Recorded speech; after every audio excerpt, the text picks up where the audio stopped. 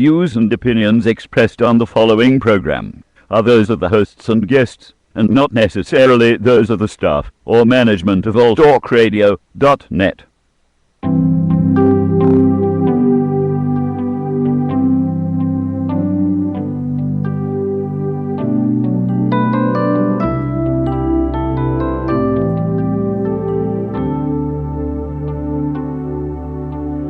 Here I am, standing at the door, looking back at life as it's been before, holding on to things that might have been, knowing that this day will never come again, as my spirit's guiding me to a place where I am free to be all that I can be. Here I am, in stories that I know, feeling safe yet yearning to go. Time and dreams, partners in a dance, choosing steps with every new chance. And welcome to Synchronicity and Your Life. I am Jane McGuire. I'm back. And yes, and instead of being Elena Risto, you're back. I'm back. Yeah. Welcome back. We've missed you. Thank you. I don't know that I'm hearing this too well. Okay. Wait a minute, that'd be me, wouldn't it? We've got there you go. There All right. Yeah. Okay. So we've got what we think is an interesting topic today. Yeah, but before that, I want to say congratulations to you because you beat me. We both got nominated at U.S. Vets. Yep. And was the Radcliffe Veterans and the Veterans Choice Awards. We were both nominated. Yes.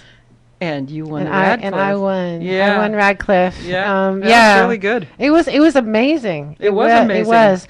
And sitting there listening to all the other nominees and everything that people do for U.S. Vets, actually listening to Steve Peck, the CEO of all of this, I did not realize how progressive this particular U.S. Vets is in Las Vegas. I thought the same thing when you were talking to Shalimar after, or it was Emily. We were Emily. Talking, we were talking about, because not everybody does meditation, not everybody does drum circles, not everybody does yoga, not everybody, Yeah, but it's more than that. They have a high rate of sobriety. Yeah. They have a high rate of people that are able to, the vets that are able to transition to their own homes and pay rent and get jobs. It's really a tribute, I think, to Shalimar and her staff, because she's not only the executive director of the location here in Las Vegas, she's the executive director of the location in Washington, D.C. Wow. So this woman is on an airplane twice a week. And we know her. Yeah, We're I know. Connected. And it's amazing. It's amazing. But it was really, really neat to see the guys and a couple of ladies walk through, some of the ones that you and I had worked with. Yeah. Yeah. And it was fascinating. It was wonderful. And I was very honored, and you were too. I was. Yeah. Even though you were taller than I was. You got the plaque, but all right. First plaque I've ever gotten in my life. Yeah. That's cool. Yeah. Yeah. So it was exciting. So, on to the show. On to the show, and on to the real reason for today. We are talking about plane crashes, and particularly the one most recently shot down. Well, and not only that, but there were two others. Weren't there two others after that? There was a smaller plane that went down Algeria. There was one in France. French Airways in Africa. Yeah. Yeah. And so when you and I were talking about this, I said, it's time to start talking about.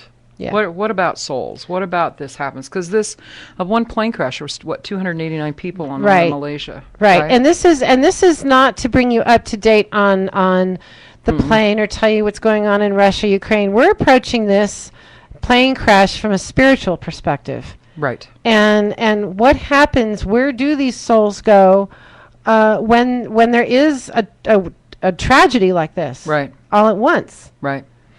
And it's interesting because I can tell you, since being a shamanic healer, we do a lot of work. Shamanic healers do a lot of work. We help heal spirits both on this side and the other side of reality. Yes. So that's one of the things that we're known for. Yeah.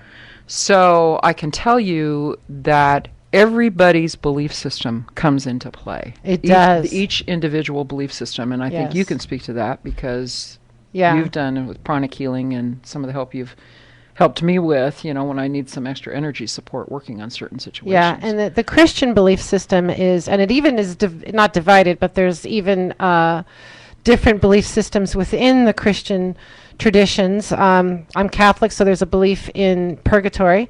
Most Christians that are not Catholic tend to believe in just a heaven or a hell.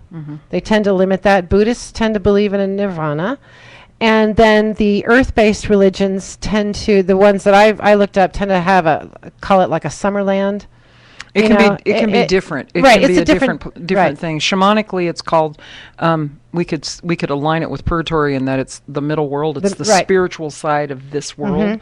So there's a room like this in this reality. There's a spiritual room like this in the other reality. Yeah. So and the interesting thing about that, and one of the points I wanted to make is that the difference, and we started talking about this the other day.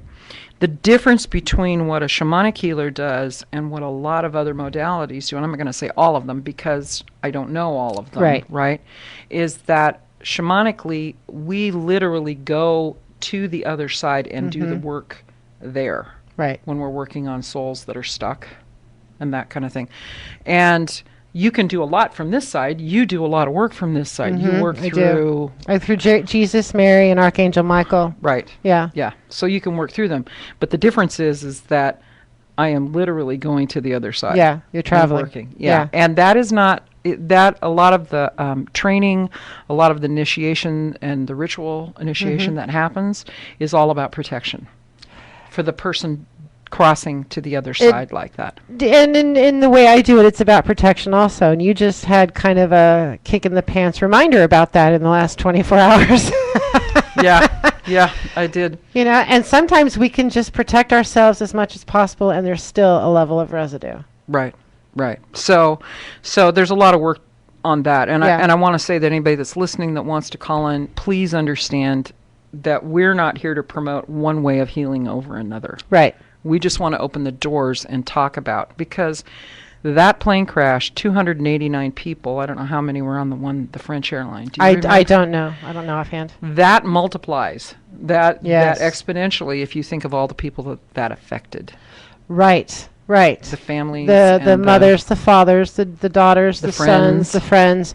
It's that kind of trauma definitely expands, and I would see this when I was a volunteer in the trauma intervention program. I didn't go to a disaster like this, but one death affects 15, 20, 30 people, 100. So 289 or whatever the number is, it's going to keep a lot of people in that grief, and rightfully so. And so let's talk about that for a minute. A family is grieving. What can that do to a soul? Can that keep a soul from crossing completely over? It can. In the world that I work in, if a relative is not willing to let go, and it's a fine line, it appears to me, the work that I've done. Sometimes there's an over-attachment by the person thinking, I can't go on without that person here. Now, that doesn't mean that they have that thought and now that person is attached. Right. That's not it. It's an over-time thing in this reality. Absolutely. Grieving So takes time. if a year later you are still in as much grief as you were a year before when the incident happened, you could easily keep that person bound. Yes. And exactly. And in the Catholic tradition, I can't speak to the other Christian traditions, we say the rosary to help a soul cross over and to find peace. And I'm sure that there's some kind of, I know you've done it, there's some kind of shamanic ceremony to help souls find peace as well. There's a couple of different things. One of them is called psychopomp, which literally means life conductor, life to the light is what it means. And that's a situation where people aren't necessarily connected. It's just that there's a spirit that is stuck that needs to move on. It's not necessarily attached to anybody. It's just, and in many cases, like in an airplane crash or a sudden trauma, like the bus that hit those 8 people here in town, what was that, a year ago? Yes, yes. Yeah. That those people that were standing there 1 minute alive and the next minute were not, because it was an instantaneous thing. There are many of them that don't know that they're gone. Right, and they actually have to be told. Yeah. And You've seen me do that. I've seen you do that, right. Yeah. And they have to be told, and there's any number of interesting reactions. There's anger, there's sadness, there's confusion. And and let's clarify this right now. These are lost souls. These are not anything dark. No. These are lost souls that can attach. And so if those 8 people or the ones from the airplane, they could have theoretically or in actual reality attached to the military that was there. They could have attached to any townspeople that were there. They could have attached to the 911 responders. Some of them don't know that the incident has happened. Some of them still think they're flying in an airplane. Sure. We don't know. But what it appears to me, and other shamanic healers that I've talked with that have done this for years, that what it appears to me is that depending how strong, if they have a belief system of some kind, it seems to be easier. Then they have what we call a successful death or a successful crossing. Yes, and I've seen that with you as well, Yeah. is the different belief systems that come across. Right. And I always try and meet people where they are. Yeah. It doesn't matter to me whether it's the Buddha, it doesn't matter to me if it's Jesus, it doesn't, or God, or the goddess, Allah, or it doesn't really Right. matter. It doesn't matter. Because this is, a spirit is energy. Right. And it's coming in a form that they understand. And it's also a matter of the soul crosses over. Right. Right? And this, I think, when I did a little bit of research for this is pretty much consistent in all thought patterns. And if you go to the research, I don't know what you looked at, if you looked at the near-death experiences. I looked at some of those, Yeah. I actually have some friends that have, and you've worked on a couple of my friends that have had Yeah. near-death experiences. Yeah. And that, most of the time, when people come back from that, they say, boy, I saw the light, I saw God, I saw this, I saw that, I saw my relatives, and they come back with a renewed purpose. And they come back with a sense of they're not afraid of their own death. Yeah. And they also come back, every one of them that I've heard that has had that said, boy, did I want to stay. Yes, because it's a total unconditional love. It is, yeah. And this is something else about, I say beliefs, I guess I should say belief system. Every belief system that I have studied, and I've studied a lot of different ones, there is some sort of other side dimensional where the souls go. And so that's the consistent, it's just a different name, It's whatever, since religion is man's interpretation of spirituality, whatever form it is they're looking at, there's a different name for all of it. I was just working with somebody yesterday and actually removed something that had gotten from this person, was attached to his energy. And it was an interesting situation because I had to tell him, in this situation, it could be, for the Catholics, it's purgatory. I was trying to think of what else I used as for shamanic healers, we call it it's a middle world journey. It's a middle world journey, and that doesn't mean everything in the middle world is stuck. It just is a middle world journey. A stepping stone. That seems to be where they get stuck. Then we could get into the past life stuff, but that's not this show. That's a whole nother show. But that's also too where you're saying there's healing on the other side. I believe that also. Right. I believe that there is healing for those souls that were in the plane crash on the other side. In the shamanic healing practice called psychopomp, there are, and in any where we're supporting people, we're soul conductors is what we call ourselves in English, is soul conductors to the light. In that process, there are what we call psychopomp beings that are ready, that are surrounding the person, and they stick with them forever, even if they're stuck. And they will stick with them for numerous reasons. I mean, let's look at Malaysia Air. It's had some bad luck lately. They had the plane disappear. Then it could be anywhere. And that was, a few months ago. And there's been a lot of theories about where the plane is, and we're not going to get into that. But that disappeared. And then we've got this, this plane that gets shot down by whoever it got shot down with. Again, we're not a political show today, so don't call in and tell us it was shot down by the Russians or the Ukrainians. We don't care. We don't care. Psychobomb beings don't care. Right. That really doesn't care. They don't care. So could the energy of these dead people affect in the business in another way? Could they hang around that business because they're angry? Could they, you know what I mean? Anything's possible. They could do anything. Emotion, when you're talking about human emotion, it's the emotion that we have as humans, because spirit doesn't feel that. Spirit doesn't feel anger. It doesn't feel pain. It feels love. Unconditional love. So it's experiencing everything we're experiencing through us. So it's possible. We could do that. Right. You could say that definitely the airlines or Malaysia or they've changed the airspace now, so nobody's flying across it. Good. I mean, I don't know if that's still holding true. But it's sad that over 200 people had to die for that to happen. It's sad that 3,000 people died in the towers. Right. For us to get the security that we needed. Right. Now we're into a whole different thing, because now we're into, how does this interact, and where does it affect things, and how is it going to change things? And well, there's always something positive that comes out of something negative. Yeah. But let's get back to, so let's say there were people on there that were in the healthcare industry. Which there were. Right. There are quite a few of them. Yeah. And so, they were looking for a solution to AIDS. So, now their job isn't finished. So what happens? Do they come back and then finish their job? Does their job get passed on to somebody else? I mean, I would think realistically it would fall to the next group of researchers. And now we're talking about somebody else's path. Right. What's on their path. Right. So let's get back into what happens to these souls. Yeah. So shamanically, what happens is there is a period of time when anyone passes, whether it's what we call successful. If it's a successful death, it's the experience is it just goes straight to the light.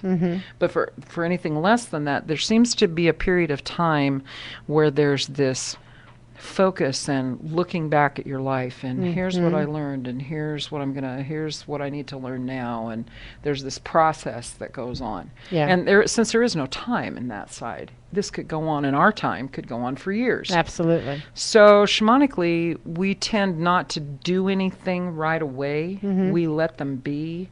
We'll do a situation where we if a grieving person comes to us and wants to know, we can do a situation where we'll ask. I'll go to my guiding spirits and say, I want to check in on this person. Right. Person A. And they may do something where they might give me a flyover. They might show me a picture, or they might show me something of what this person is doing, and I come back and report. Then you have people like the Long Island medium. I knew she was going to roll her eyes on that one.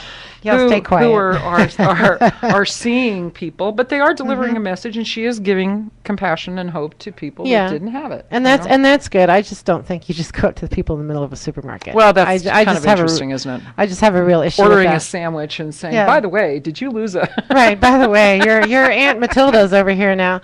But, and people come to me for similar things. They'll come and they'll say, can you check on my Aunt Matilda? Yeah. And so what I do, you go to your guiding spirits, I go to the angels. Yep. And I usually get either a clairaudient message or I get a vision of what's going on.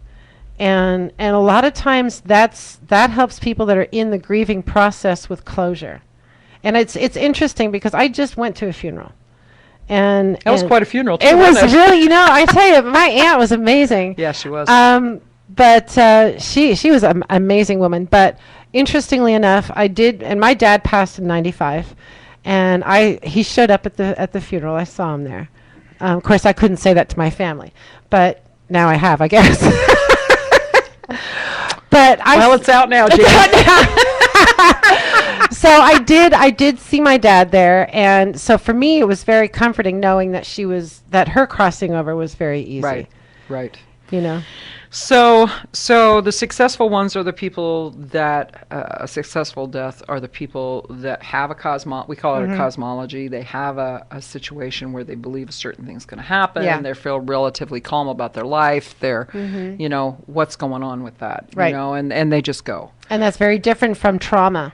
very different. Very different from a traumatic incident. And so some of these people could, and maybe not. In some cases, if their belief is strong enough, if they're balanced enough in their life, I don't recall meeting anybody who's been through great trauma in the work that I've done, but I haven't done it for 30 years like a lot of people in the shamanic field. But anybody that went through a sudden trauma like that and suddenly died, I haven't met anybody that immediately crossed over, because they wouldn't be in the middle world. Right. They would just be gone. And even when my mom died, and it was we knew it was coming. I was here in Nevada. I got the phone call from my dad, but right before that, I saw her in a dream. Right. So, and that will happen. Mm-hmm. People will have, and I did hear there was a little boy that a mother lost 2 sons. Oh. I know. So those of us that are mothers, it's like, I can't even imagine. Yeah. And the youngest one came to her and said, "Mom," asked her a question, something like, "What's going to happen? What's going to happen to you when the plane goes down?" Oh my God. Yeah. And they did I think one of the NBC guys did it, and they interviewed her, and the grief that this woman, you could see it in her face. It was like it wasn't real. Sure. So that's an interesting thing. Yeah, and even going back to 9/11, you can look back on some of the stories, and people say, I really didn't feel good. I didn't go to work. Yeah. I knew, there's a lot of those people that did not go to the Twin Towers that day, and I think there was even somebody that made that comment about the Malaysian Air of, I just, I missed the plane. And that's spirit. There will always be those stories around a traumatic event like that, which shows you the free will that we have. Right, well, it shows spirit's working to keep you from that stuff. Yeah. So, and you always have a choice. Yeah. So, whether to get on or exactly. not, Exactly. Kind of like when I lost my cell phone. Yep. So back to this, people that in sudden, I was thinking about this when I was driving here, a sudden traumatic event. I was in Calgary, Canada last year, going through some sound healing training with tuning forks, Accutonics tuning forks. And we were in a basement of a friend of mine that holds workshops there. And there must have been about 8 or 9 of us, okay? And I noticed it, and I just thought, oh, well, the room got cold because it's in a basement and whatever. Only when I got up off the table, I was the client at that point, and we switch around. You know how it is at these things. Yeah. And so all of a sudden, I caught somebody saying, man, I got cold. And then about the third person that said, boy, that was a real chill that I had in my friend Jan, it was in her home. We kind of looked at each other and went, huh. What is that? Right. So I don't remember which one of us went and did a journey and went, oh, we have a whole tribe of Native American, or not Native Americans, but we have a whole tribe of First Nation people that are literally coming down the driveway in spirit form, needing to cross, Right. And so now we're explaining to 7 or 8 other people that are acupuncturists and not necessarily shamanic healers, Right. But they went with it, Pardon us while we do some work. Yeah, we said, we can do this, and it takes the energy of the group is amazing to do that with. We will form what they call spirit boats with people, where you would sit in front of me, I'd have my hand on your shoulder, and we'd do this chain. We did that at your workshop. Yeah. Yeah. See how that snuck that in there? Yes, you did. Yeah, and we will literally go and talk to them and say on a journey, are you ready to go? Are you happy? And and it's an amazing experience. And usually a shaft of light will show up, and we lead them to that. And so how did these people who are alternative healers, the acupuncturists and chiropractors, how did they react? How did they? Well, by this point, we'd been with them for about 3 days, so they were kind of used to us. Yeah. But they thought it was amazing. Because it is an amazing experience, because the room immediately warmed up. Yeah. And that's actually, you make a really good point. If you do feel a sudden drop in temperature in your house, there's a good chance Could be the barometer, but it could be something else. It could be something that would need to be crossed Especially if you have 4 or 5 people that are standing there going, wow, did you feel that? I just got, and then the hair went up on the back of my neck, and then at that point I'm going, oh, nice. Here, now we have somebody on board that we need to deal with. Exactly. So in the case of the airlines and the airplanes, it's possible that there are many of those people that are still flying in the air. They could be any place. Yeah. They could be doing anything because there are no boundaries on that side. Right. Right. But their belief system is pretty much going to dictate what they're doing, or they don't know. And you've seen this happen when you've supported me and when I'm doing releasing some souls. They are drawn to light. Yeah. They may not know why. Because so if they find somebody who's got a really bright light like you do, like I do, then they hang around, which is what's been going on with me this afternoon from yesterday. And it's just being able to be aware and recognizing it and saying, it's time to go. Yeah, I've had that. When I've done this work and it's kicked my butt for 24 hours. Yeah, it does. And it does. It does. It's exhausting, you know? I don't know that it's exhausting. As much as it is, I notice I have to be very aware of what I'm feeling. Yeah. Because I can't add 2 and 2. Well, you can't add it normally, though. Oh, thanks. I set that up, didn't I? Yes, you did walk right into that one. If you have a question or a comment about any of these topics tonight, feel free to call in.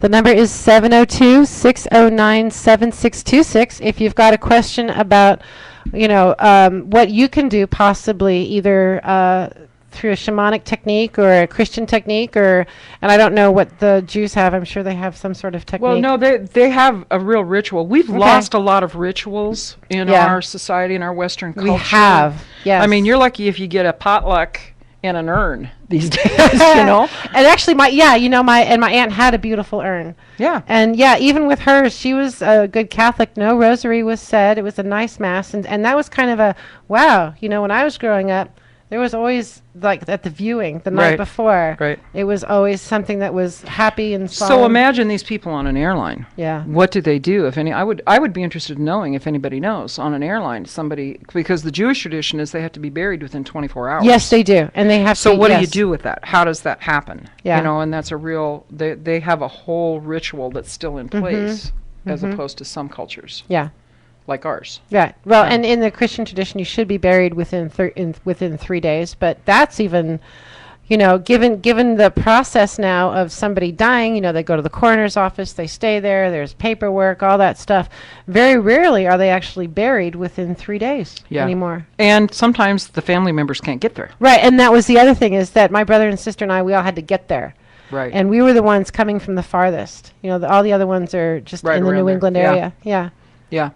So there's some ritual work that you can do that I have worked with people on. Something you can do if you feel like you are grieving for someone who has suddenly died. If you can, and the emotion is intense. It's very intense. It's very intense. Sure. It's and what I say to people is I hear a lot of people come up and they will say, "Oh, I'm so sorry for your loss," which is nice. But when I hear things like, especially if it's someone who has suddenly had a heart attack or they've been ill for a while and they're in a better place now, I get a little unnerved when I hear that. That's a no-no. Yeah, because, and it's not that that's not heartfelt on their part, but I get a little concerned by that because they will say, we'll send prayers to send them to the light. Well, maybe they're not ready to go to the light. Maybe they're doing some work on the other side. When I was on TIP, we were given catchphrases to say to somebody who was in the grieving process. And one of the things never to say was what you just said. Oh, they're in a better place.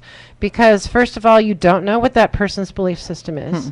And it's presuming something that you really don't know and can't prove. Right. And it doesn't help the grieving process. No, it and you're doesn't. right to be irritated at that. But I'm sorry for your loss is showing compassion. Right. And acknowledging. Or my heart is with you during this time. Exactly.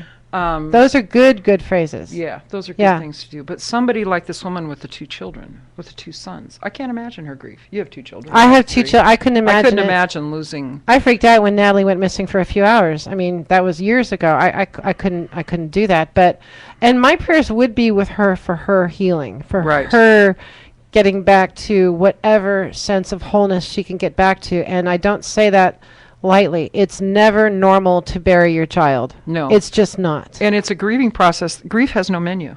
Right. There's no time frame. No There's no timeline. time frame. Yeah. And I've heard people say things like, "Well, it's been a year. I shouldn't be feeling this." No. That's crap. No. And you're going to feel whatever you feel. Right. And it's that first year is the most difficult because you're going through all those holidays. You're going through the first birthday without, the first school year without, the first Thanksgiving, Christmas Halloween. I'm just going on American holidays here. I don't know what the Malaysians celebrate, but you're going on all those holidays. There were a lot of Dutch people on that plane. Yeah. Yeah, there were a lot of Dutch people on that plane, and there were some. As I heard it, there was the head of the AIDS, considered the number one leading AIDS person, AIDS researcher. Are you the one? Somebody asked me. They said, "What if he had the cure?" That was me. Yeah, that was me. Yeah, which I thought was a really good question. Yeah, what if he did have the cure? Is that now? Will he be able to transmit that cure to somebody else that's alive? Hope so. I hope so too. I hope so. And we're not saying this to get into the conspiracy theory, but it's very possible he had the research and the cure and was going to go share it at that symposium that they were all going to. So it makes me wonder: was it not time? Was it not time to share it? I mean, right. As in all healing, the minute you can look at something from a different perspective, you're on the road to healing. Yes.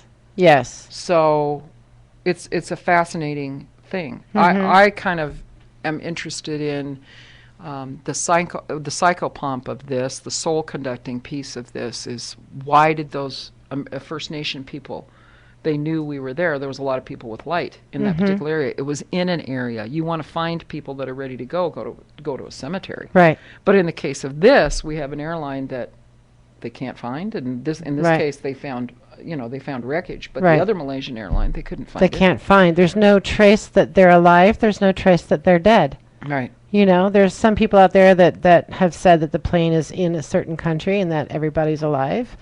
We just don't know. We don't know. We don't know. So that makes that adds to the grieving process. The missing, and this where it goes to missing people, the best one I can think of right now is like Natalie Holloway, who went missing, and then I don't think they've found her body even now. I don't know. There's always something coming out. Every couple of years they'll say, "Oh, we discovered." Yeah. So, but that's usually circumstantial. That's a really tough thing because that's just open-ended, and that grieving process goes on until there's resolution. Right. Until there's some form of closure where people can move on, because people of parents or siblings, brothers, mothers don't want obviously the tragic end of a missing person.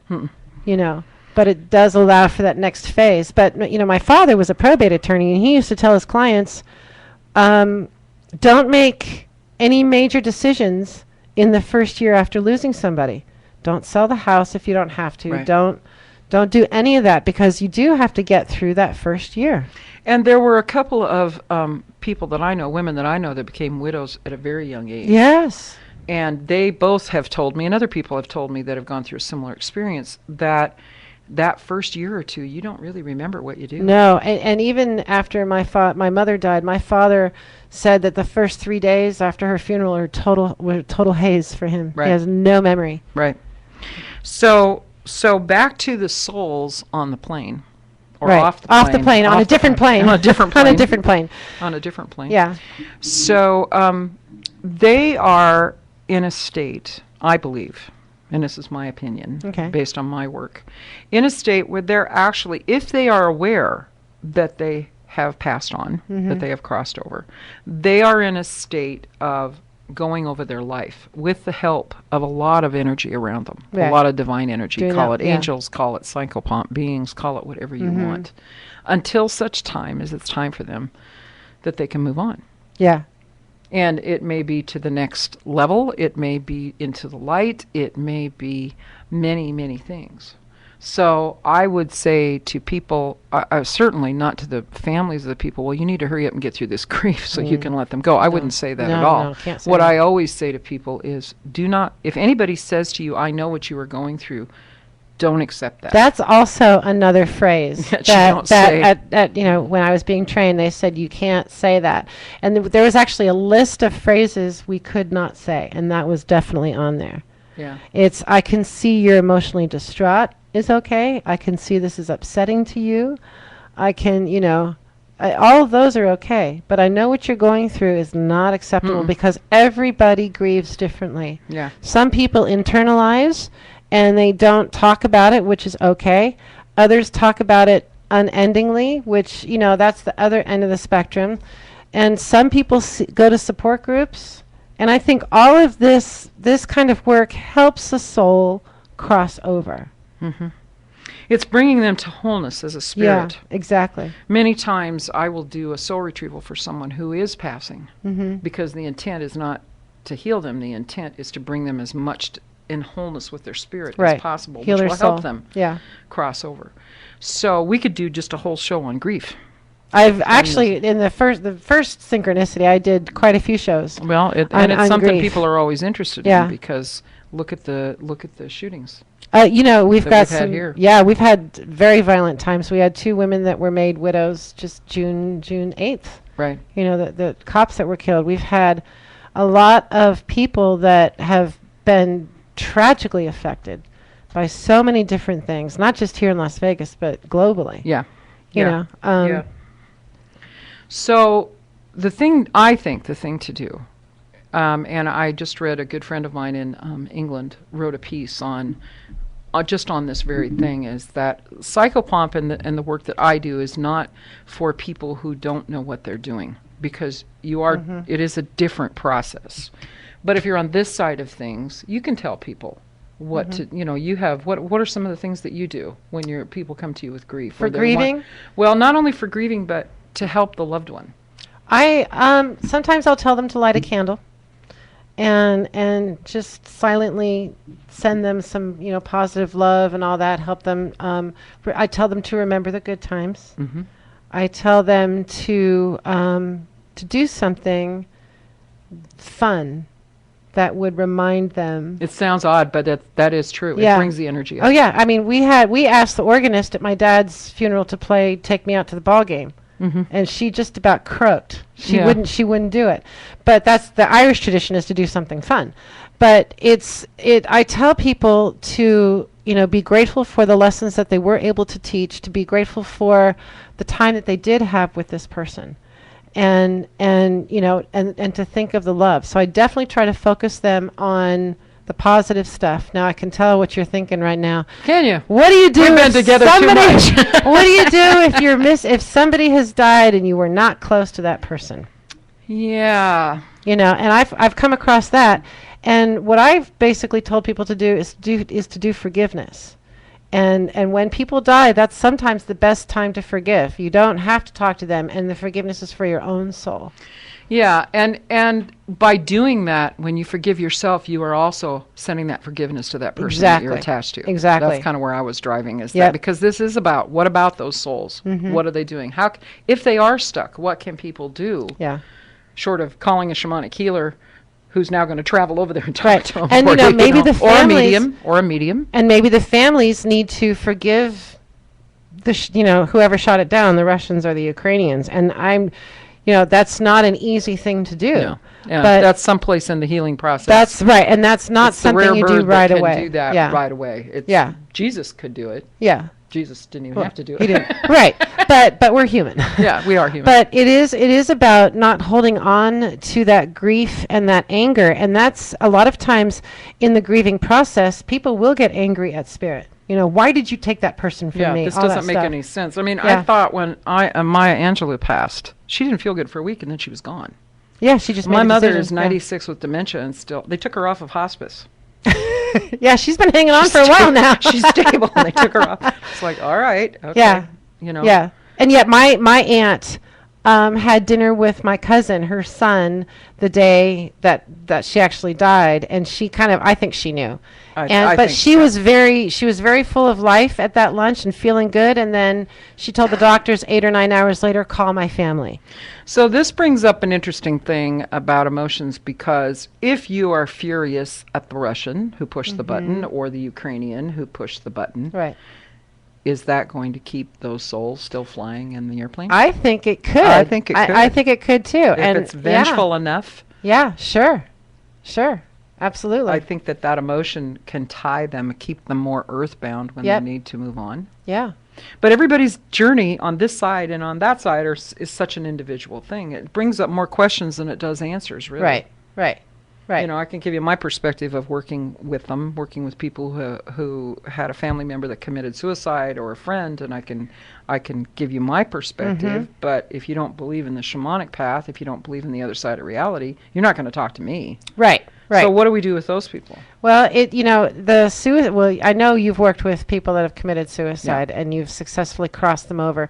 When I was on TIP, dealing with people who were survivors of suicide, the people that had the family, that's a different ball of wax for them. There are actually support groups for survivors of suicide, because suicide has such a stigma attached to it that doesn't need to be there. And so what I do is just try to comfort them the best way I can. So it's that's interesting. An individual thing. So it's interesting. Our conversation keeps coming back. How do we deal with grief on this side? Right. And because I'm still wondering about the souls. We deal with it. I mean, there's 7 steps to grieving. The first one is denial. You want to move through that very quickly, and that happens, by attending the memorial service or the viewing or And whatever. sometimes the memorial service and having a ritual, I can tell you, will help that person move on. Absolutely. Maybe all of a sudden they finally go, well, this is for me. I must not be there anymore. Yeah. That's the case. And it's for people to come together as a unit and recognize that in some way this one person, as we talked in the beginning of the show, affected this many people. Yeah. And you come back and I would hopefully, yes, there's sadness, but you move through that and you remember the positive things. If it wasn't for this person, I would not have fill in the blank. Mm-hmm. And so I think those memorial services are hugely, hugely important. Right. And even for these people that had all this, the bodies are still getting identified. They're going to get shipped back. This is going to be a long process for them to actually go through. And then once they accept, the final phase is acceptance of it and being able to release a lot of that anger. But you go through all these phases. And it's the same with those that have crossed. Mm-hmm. You've seen that. Whoa, you've seen that. Ooh, we have time for a call. Yeah. Okay. Welcome to Synchronicity in Your Life. Oh, I'm live right now? Yeah, yep. Yes, yeah, we're talking about death, but you're alive. You're on this side, not the other side. You are alive. Oh, okay. I hope I'm listening to the right one. It's talking about grieving, yes. But for those who have died, correct? Yes, how are you? I know who this is. No, you don't. Don't even. Don't even. I was actually taking a cat nap, and I'm like, it's 5:40. Might as well listen in. I'm just messing around. Anyhow, so I have a really, really quick question. We're talking about grieving for those who have passed. What about grieving for those who have lost their way in this life, but who are physically still present and mentally present in this world? Like someone that you've lost a connection with that you wish that you had a connection with. How does one go about grieving for that? Because that's a different type of a grief. That's grieving for someone who's still present and right, and that's living. And that's grieving a relationship. And what it is realizing that the relationship has shifted and you've learned everything you've needed to learn from them, positive or negative, and they've served their purpose. How do you want to add to that? Only in that they say that every relationship is for a reason, a season, or a lifetime. Yeah. So if you've lost connection with that person and you've heard that they've passed, what you can do is you can be grateful, like you were talking to them, for what you learned while they were in your life and the connection that you had. And if it's a particularly harsh person, then what I do is I just give it up and I tell God, you know what, I can't love this person. Please do it for me. Oh boy. And what that does is that lets me just let go of any kind of bitterness or resentment that I've had. And then it just becomes too much if I try to love somebody that has disconnected from me in a way that is either positive or negative. Yeah, but does that really work for everybody? Well, I'm not going to say my way works for everybody, but you have to at some point come to the conclusion that it's okay to not have a connection with this person, because if you wanted that connection, spirit would open that door. And the other thing is sometimes maybe there's some grief. This is one that came back and got me. In a situation, sometimes there's a situation where you need to grieve the relationship that you thought was going to happen. Yes, I had to do that. And let that go. Yep. Yeah, you have to. I didn't even know I was holding on to it. Yeah, I had to do that with some family members. I had to grieve because for me it was I wanted this relationship up here with some family members, and I forced it and it just wasn't working. So you have to realize that this person may not be capable of the relationship that you want to have with that person. But that's not for us. Oh, no, that's interesting. That's not for us to judge, though. Right. It's not right. So in the case of, since we're on the airplane thing, I keep trying to get back on the plane here. Yeah. With the souls, there's a lot of people that are going to be grieving the relationships that they thought that they had that would happen for a long time. So not only are you grieving the loss of that person, but you're grieving the loss of that relationship that fed your spirit somehow. Yeah. But that's in the healing process that will happen down the road. Yeah. And grieving a relationship with somebody that's still alive is very different from grieving a relationship from people that have passed over suddenly. Yeah, there's a finality. Yeah. There's a finality that happens when you lose that many people all at once. Absolutely. That you don't experience it unless it happens that way. And unfortunately, the people, the survivors, the family members of the people from the Malaysia Airlines disaster, again, their grieving process is getting stalled because law enforcement and all these people have to do their thing. You know, and I would think a lot of people can step into faith at that point. They have to step into faith. If they have one. And you know what? Sometimes the death of something like that will either empower that faith or kill it. Or that's a step on the way to. Or it's a stepping stone on the way to faith. It's such a murky area. So there's so many choices that can be made in this. Well, and speaking of choice, I mean, don't we also have the choice of whether or not to forgive and move on or not? Absolutely. Absolutely, you have that choice. What if we choose to be angry? Or what if someone chooses to be angry for the rest of their lives? Well, then there'll be something that comes from that, being that angry for that long. Yeah. There's nothing you can do. You can't force anybody to not be angry.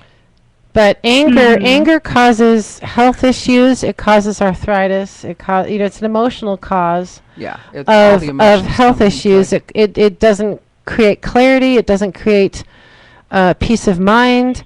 None of that. And when you and for me, anger is so heavy. And when I'm working on people, that's what I tell them. I can feel the heavy energy here. Why would you want to hold on to it? Because it can be a motivator to healing. But holding on to it is not. Well, you just brought up an interesting point that we'll have to talk about next week. I know. I put part one. Part one, yeah. We'll talk about this again next week. But I would encourage you to do some forgiveness, and it's in steps. It's definitely in steps. You can't forgive people for some horrible stuff all at once. I know that you guys are running out of time, but I just had some questions, and you answered them. Thank you. You're so welcome. Thanks for calling in. Yes. Tune in next week. We'll keep going with this more time. We will. So for all the families and all the friends and all the people affected by someone who was lost in an airplane crash, and it was a sudden death thing, our hearts go out to you. My heart goes out to you. Jane's does too. Yeah. And know that there are things that can be done on the other side with the help of other people. And we'll be back next week. We're going to keep talking about this because there's lots of stuff to talk about. And seek out a healer in your area with a belief system similar to yours or possibly different that can help you with the grief. Right. Have a great week. See ya. Don't forget to like our Facebook page. Standing at the door, looking back at life as it's been before.